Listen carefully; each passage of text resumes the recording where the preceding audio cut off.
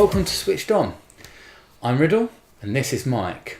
Today is the biggest challenge in the world. Intel versus AMD. Oh yeah! It looks like I'm on Team AMD. Yeah. No, we're not on any particular side. It's just worth noting. We're looking at this from present to future perspective. Come here. Come on, buddy.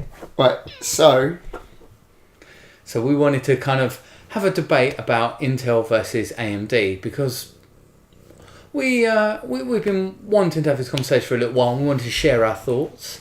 So I wanted to kind of start with AMD or Intel for this year. for this year, this conversation we've been backwards and forwards on for nearly 18 months now, I think. For the first rumours of Zen, when before it was Ryzen, it was Zen.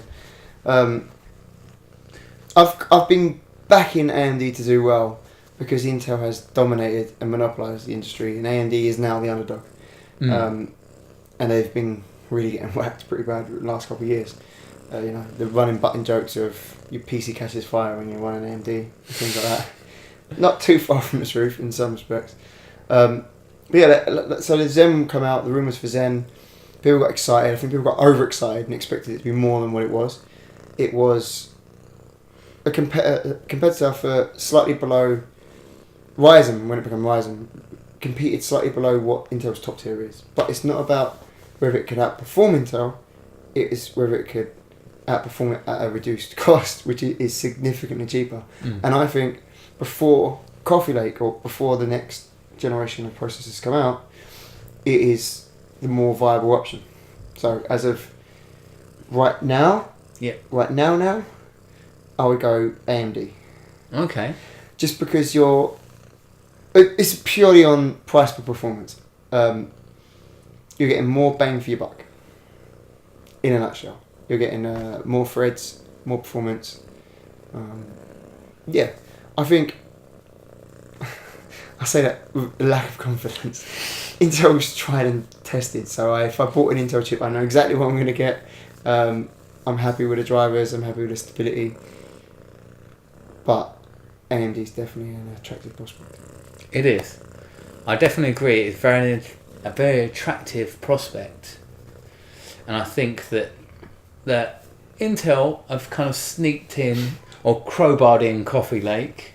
Yeah, like get in there, compete, go now. Because they were kind of more worried than what they said. So I think, for me, I would still have to be Intel, and there is a reason. I'm not willing to let go of the IPC gains you get from Intel. I mean, that's AMD. that's probably the strongest point, but again, I'm more about the price performance. As a gamer, I think the 1700X, in fact the 1700, what you're paying for, and the performance you're getting, is just the best value for money. Yeah, definitely. And I think if you're going like top end, maybe you start to lose some of that performance for price point. But I think when you talk about the mid tier of their newest chips, I think they've really hit the nail on the head. So yeah, I mean, if you're top end enthusiast, then maybe you more would be wavering towards the Intel side of things. I think AMD is a good, very, very good option.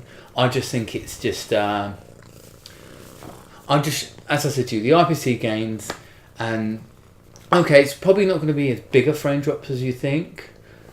On balance, I think there's probably £150 to £200 difference between the two. So if you're going to go for an 8600 versus a 1600, say a 1600X, there's going to be, because I'm thinking about board costs as well. Yeah, but that's the other benefit of going with AMD is you get any motherboard you buy is overclockable. You can buy a cheap one. If you're not into the way your computer looks, you can buy a cheap one and you'll get the same performance. You get the overclocking ability as a more expensive one, whereas with Intel you have to buy the unlocked boards and K range of processors. But then the X range is the equivalent of the K range, I suppose. But they are, with AMD, the X range and the non-X range, they're both overclockable. Yep. But they just don't overclock as well. So you still get overclockability, right? So, but it's only a couple of hundred megahertz. So yeah. So look at Intel's. So there's minimum. It's like 500 megahertz. The core clocks, obviously, Core clock clock. speed is greater on an Intel chip anyway. Right? Yeah. But the improved level 3 cache on an AMD, I mean, it sort of offsets. For every plus with one chipset, you're getting a plus with the other chipset. And in certain, I mean, from a gaming perspective, which is predominantly where we'll be looking at this from, I'd say. From a gaming perspective, I'm looking as well, content creating as well. Yeah, but for me personally, comparing it on a gaming perspective, more and more games now, moving forward, will use 4 cores or more. Yes, Okay. I agree with that. And from benchmark tests done with AMD vs Intel at the moment, games that utilise more cores are better on an AMD chip than an Intel chip. When they're using I think there's a great comparison for Crysis, the B1 Does It Run Crysis test, where you see when it's using specific scenarios, when you're zooming in and it's focusing on one part, for example, you're losing certain frames compared to I saw the same video. Yeah, if it's running in Cool. a bigger draw distance. So you're going to get slight boosts on the Intel side of things, but from gaming, the way games work and the way that you're viewing and digesting and it's processing that information on screen, AMD wins out far more of the time than the Intel does. It's future proofing. I see where you're coming from. Right, yeah, so there's that. But like you say, for a more diverse, broader spectrum, which you're more interested in from the creative element side of things, I suppose Intel's right up your alley. Yeah, well, I'm looking at what games can I play now, how often will I upgrade, so 6 cores will be fine for me. I wouldn't go realistically above 6 cores. I can see 6 cores being the main staple I think 6 cores is going to for the next few years. But before I 4 upgrade cores again. is barely being touched into at the moment in terms of gaming. Yeah, exactly. Game wise, but content creation, those extra 2 cores, especially for rendering, will make a massive difference. I'm looking at it from a broader scale because I'm thinking if I'm going to go into that scenario and do it more, which is obviously we've got a channel and we want to do it more, I think it's kind of better. And I also think that AMD are good. I mean, if Intel had done nothing this year and brought out Coffee Lake, which I think was their original intention to bring it out next year. I don't know. You say that they're panicking. I said earlier they're a little bit worried about AMD. I don't think they're that worried about AMD. I think Intel's been holding back a little bit over the years. They've started to sort of, well, we don't need to bring out the massive improvement each generation. We can incrementally release our processors because the competition is non-existent. So I think this is an incremental upgrade that they have had in their back pocket all along. And I think this is just to bring them up to par to create a newer competitive product. And next year, I think, or at least I hope, Intel's got some big trick up its sleeve, and the next processor they release is going to be the one that really competes with AMD.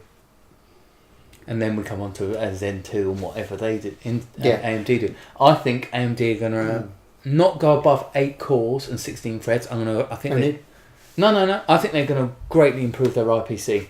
They do that, then we've got a proper battle. But this is the same with their Vega GPUs.